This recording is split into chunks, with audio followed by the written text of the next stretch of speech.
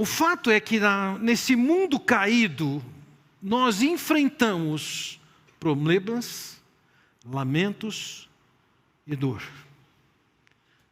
E embora isso fosse o conhecimento dos antigos, hoje nós temos o poder de ter acesso e estar bem informado sobre esse assunto. As Escrituras já revelavam isso. Por exemplo, no livro de Jó nós encontramos Jó dizendo: no entanto, o homem nasce para as dificuldades. Ou o homem nascido de mulher vive pouco tempo e passa por muitas dificuldades. Ou Jeremias vai dizer: por que saí do ventre materno só para ver dificuldades e tristezas e terminar os meus dias na maior decepção? Viver a realidade de tragédias, de más notícias, de coisas indesejáveis, não é alguma coisa estranha às Escrituras.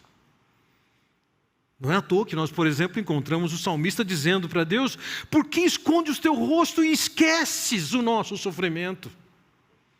Ou desapareceu para sempre o seu amor, acabou-se a sua promessa e esqueceu-se Deus de sua misericórdia. Não é raro pessoas perguntarem: por que Deus? Por que comigo? Vamos lembrar que o próprio Senhor Jesus, ainda que fosse uma pergunta retórica, Ele disse: por que me desamparaste?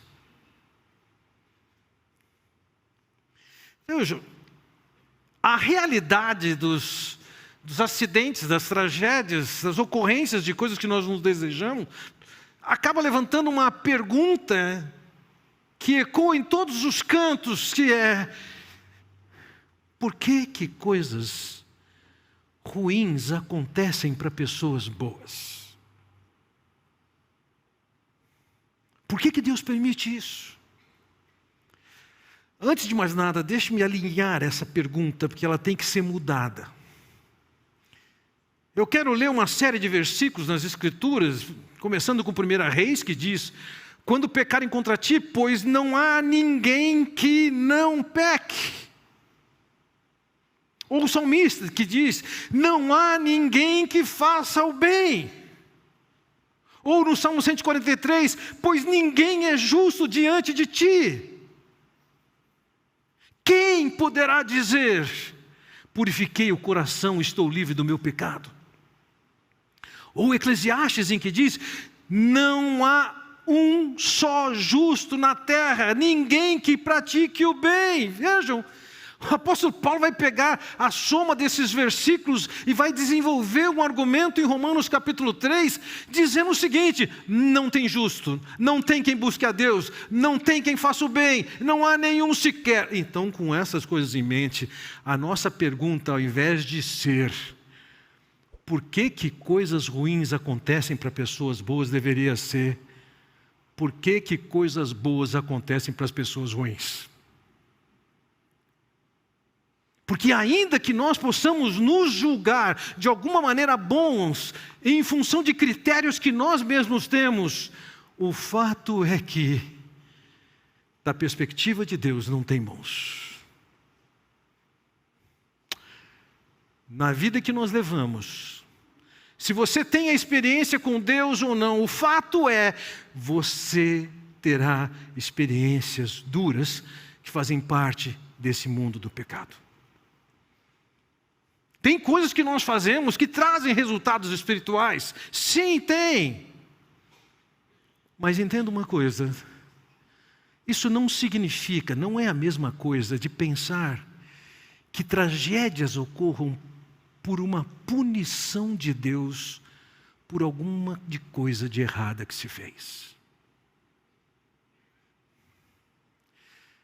Eu li 3 versos de Jó em que ele descreve como ele está vendo as tragédias que estão acontecendo na sua vida, e ele tem alguns amigos que têm a sua teologia de que tragédias acontecem por causa de coisas ruins que você fez.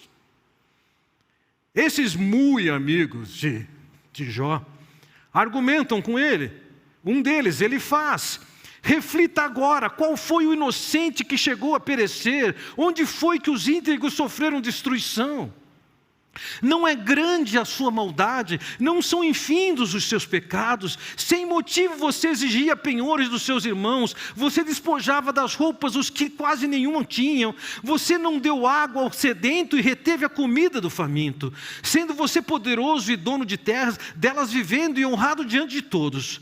Você mandou embora de mãos vazias as viúvas e quebrou as forças dos órfãos. Por isso está cercado de armadilhas e o perigo repentino apavora. Na mentalidade de Elifaz, se ele está passando por tragédias difíceis e dificuldades, ele tem que ter feito alguma coisa de errado. Um outro amigo de Jó, chamado Bildade, diz: pois o certo é que Deus não rejeita o íntegro e não fortalece as mãos dos que fazem o mal.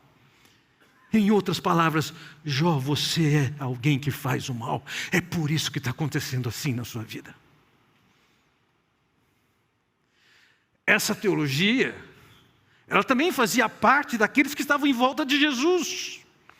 Certa ocasião, os discípulos de Jesus perguntam para ele, seus discípulos lhe perguntaram: mestre, quem pecou, este homem ou seus pais, para que ele nascesse cego? Eles também estavam entendendo, se ele está cego, é porque ele pecou ou seus pais pecaram. E naturalmente nós podemos olhar para situações angustiosas, crises, tragédias, e pensar: o que eu fiz de errado para isso acontecer? Ou o que foi feito de errado por essas pessoas para elas estarem passando por isso? Vejam, nas Escrituras nós encontramos de fato fatos como o que acontece com o Egito, como o que acontece com Sodoma, em que de maneira muito objetiva é revelado que aqueles lugares estavam passando por um juízo de Deus. Mas isso não nos dá o direito de pensar que qualquer tragédia, acidente, enfermidade, morte que aconteça esteja associada ao juízo de Deus. Porque se Deus fosse punir com austeridade os nossos pecados, vocês não estariam aqui para me ouvir hoje, e nem tampouco eu para pregar aqui. Todos são culpados.